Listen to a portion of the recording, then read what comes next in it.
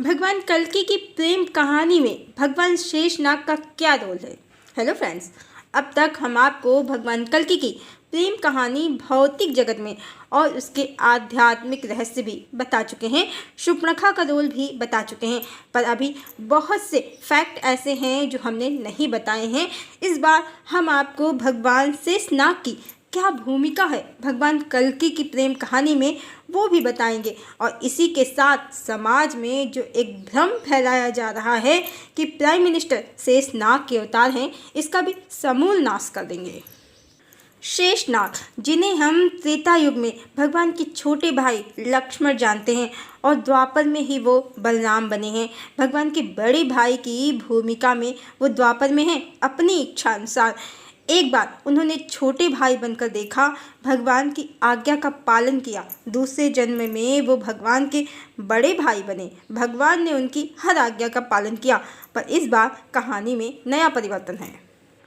वो उनके मित्र बन गए हैं। युग बदल गया है, परिस्थितियां बदल गई हैं, संबंध भी बदल गया है, पर साथ नहीं छूटा है। और इस बार मित्र बनकर वो भगवान की आज्ञा ले भी रहे हैं और उनको आज्ञा दे भी रहे हैं। पर लक्ष्मण भी राम की परछाई थे, बलराम भी श्री कृष्ण के लिए छाया या संरक्षण की भूमिका में थे।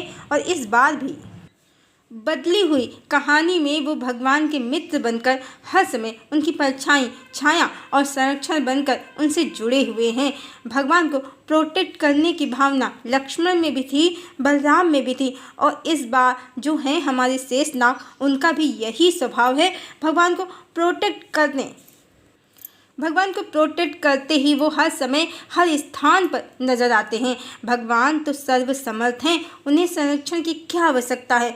पर फिर भी भगवान जब मनुष्य की देह धारण करते हैं तो प्रेम और संबंधों का समीकरण रचते हैं, और वो भगवान जो स्वयं सबके संरक्षक हैं, शेषनाग का संरक्षण, प्रेम भरा संरक्षण बिना किसी तर्क के स्वीकार करते हैं।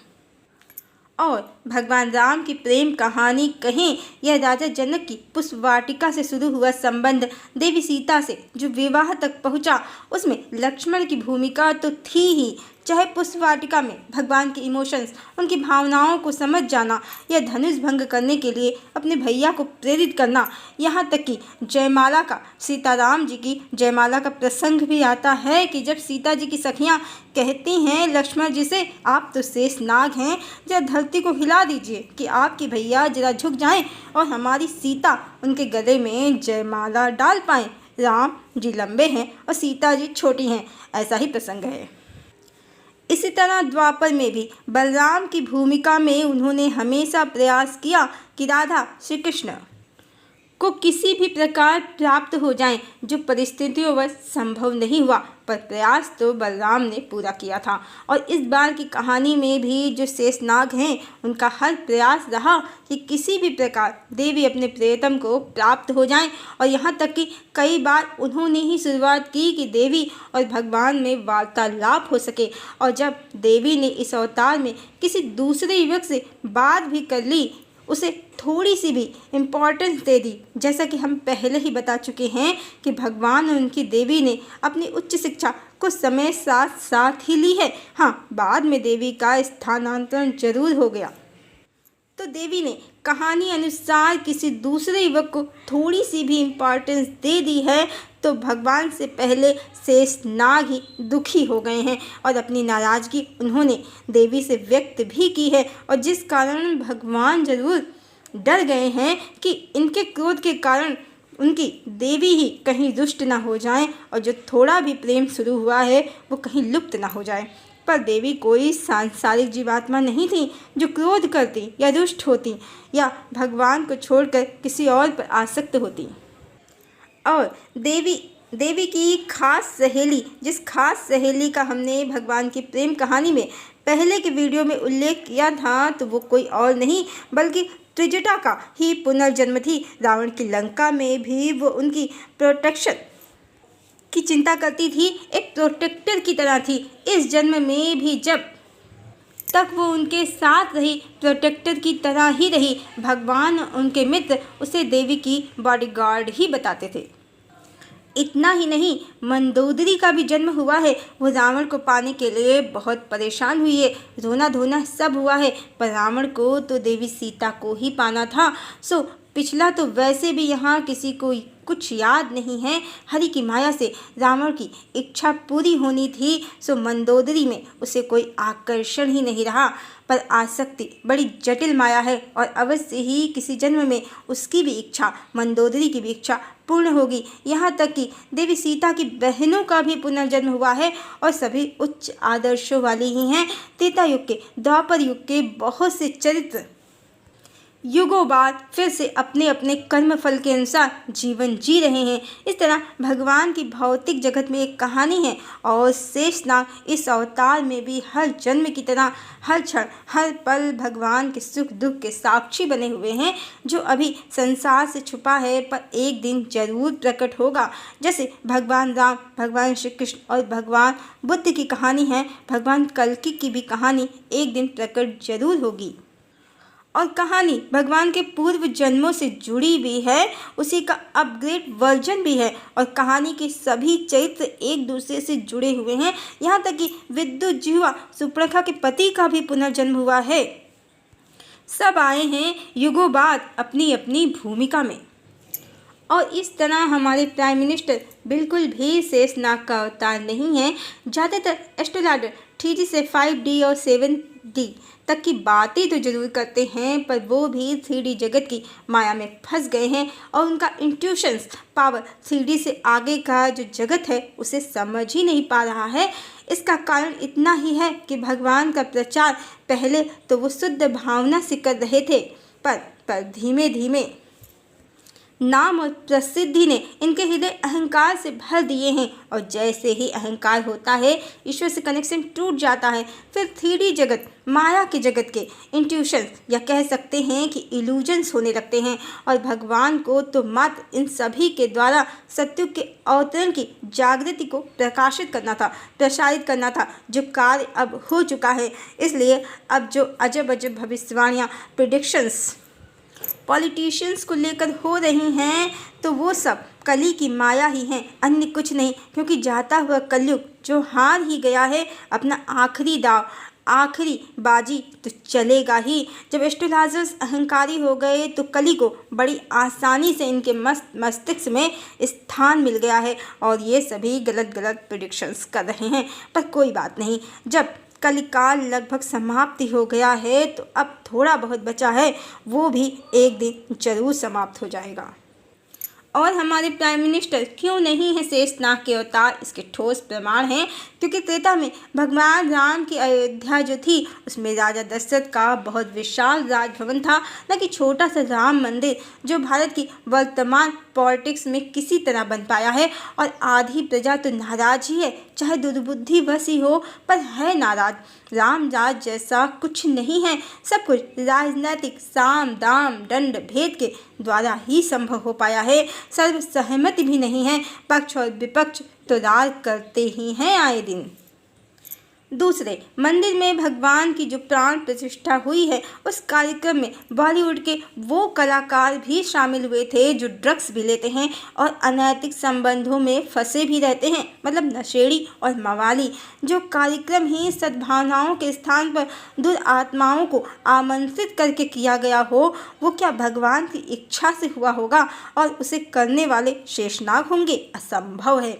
जहाँ शेषनाग होंगे वहाँ न दिखावा होगा न पाखंड, दो चार ही होंगे पर ऋषि मुनि होंगे। उनकी उपस्थिति प्रमाणित करेगी कि कार्यक्रम सतयुगी है और उसके यजमान शेषनाग हैं। इसके अतिरिक्त मोदी एक मसीहा भले ही हैं जिन्होंने हिंदुओं की चेतना को जगाया जरूर है, क्योंकि गलत हो या सही सोने से अच्छा जागृत होना ही है। पर फिर भी वो एक पॉलिटिशियन ही हैं, संत नहीं हैं। वो पॉलिटिशियंस जो अक्सर विपक्ष से अपशब्द सुनते भी हैं और विपक्ष को अपशब्द सुनाते भी हैं, जो शेषनाग का व्यक्तित्व ही नहीं है और लक्ष्मण उर्मिला को समर्पित रहे हैं, बलराम रेवती महारानी को समर्पित रहे हैं, पर मोदी तो प्राण प्रतिष्ठा जैसे कार्यक्रम में यजमान बनने पर अपनी पत्नी जसोदाबेन को उनका अधिकार तक नहीं दे सके, जबकि उन्होंने सारा जीवन उनके लिए ही तपस्विनी सा बिता दिया है और बिना अर्धांगिनी एक विवाहित पुरुष की गई पूजा अर्चना स्वीकार भी नहीं होती है। भगवान राम ने देवी सीता से वियोग की स्थिति में उनकी स्वर्ण प्रतिमा को वामांग करके अश्वमेध यज्ञ का अनुष्ठान किया है, पर उनका अधिकार उनको दिया है और उन्हीं राम के मंदिर में उनकी प्राण प्रतिष्ठा में मोदी बिना पत्नी ही बैठ गए हैं, जबकि उनकी पत्नी जिंदा भी हैं और उनसे उनका डिवोर्स भी नहीं हुआ है। ये भगवान शेषनाग के लक्षण तो दूर दूर तक नहीं हैं। ऋषि सुनक आज ब्रिटेन के पीएम हैं, भारतीय मूल के हैं। वो ब्रिटेन में रहकर भी वो अपनी संस्कृति को भूले नहीं हैं। अर्थ, धर्म, काम और मोक्ष में उनकी पत्नी उनके सहभागी हैं और धर्म के हर कार्य में वो अपनी पत्नी को अपने साथ रखते हैं।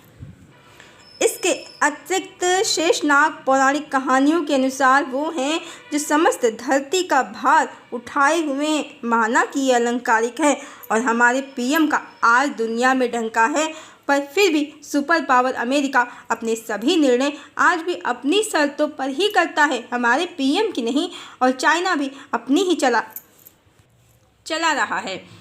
मोदी ब्रांड जरूर बन गए हैं अपनी पार्टी के समर्पण के कारण, पर फिर भी भगवान शेषनाग का जो प्रभुत्व है वो वहाँ तक दूर दूर तक नहीं दिखते हैं। उनको शेषनाग समझना मनुष्य की छोटी समझ का परिणाम है। जब तक चिड़िया का बच्चा अंडे में होता है वो उसे ही संसार समझता है, फिर घोंसले को, पर जब वो उड़ना सीख जाता है तो संसार कितना विशाल है और उसकी थाह मापना भी कठिन है वो समझ जाता है। इसलिए एस्ट्रोलॉजर बातें तो बड़ी बड़ी करते हैं, 3D, 5D, 7D, D, पर समझ का दायरा बहुत सीमित है उनका। इसीलिए आज जो प्रभावशाली दिख रहा है उसे ही विष्णु कल की शेषनाग बना दे रहे हैं, पर जब भगवान प्रत्यक्ष हो जाएंगे, उनकी महिमा और प्रभाव को मनुष्य जानेंगे, तब वो समझ पाएंगे कि उन्होंने भगवान की शक्ति और प्रभाव को कितना कम समझा था। और हम पहले भी बता चुके हैं कि भगवान धरा पर हैं सशरीर, और आज समस्त विश्व में प्रत्यक्ष और परोक्ष दोनों ही जगत में जितने भी घटनाक्रम हो रहे हैं सब भगवान की ऊर्जा और इच्छा से ही हो रहे हैं। अरब देश की नीतियों का फ्लेक्सिबल होना, अमेरिका की अर्थव्यवस्था का चरमराना, चाइना में कोरोना की मार और अर्थव्यवस्था का बर्बाद होना, और कितने ही देशों की स्थिति आज बद से बदतर होती जा रही है, और रूस, यूक्रेन, इजराइल, हमास की जंग और अफगानिस्तान का तालिबान बन जाना। दुनिया में इस समय कितने ज़्यादा परिवर्तन हो रहे हैं।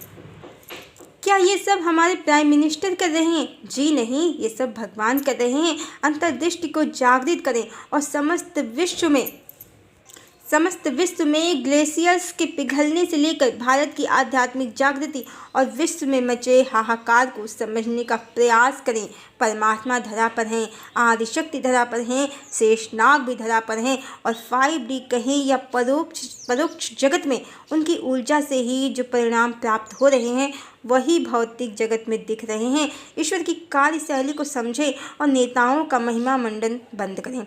शेषनाग अवश्य धरा पर हैं, पर वो हमारे प्राइम मिनिस्टर तो बिल्कुल भी नहीं हैं। अब हमने ठोस प्रमाण दे दिए हैं। हमारी बताई कहानी लोगों को काल्पनिक लग सकती है, पर हमारे बताए प्रमाण बिल्कुल भी काल्पनिक नहीं हैं। नेताओं का महिमा मंडन करने के स्थान पर अपनी चेतना को जागृत करें, ईश्वर से जुड़ें, जो हम सब का उद्देश्य भी है और लक्ष्य भी है। हरिओम।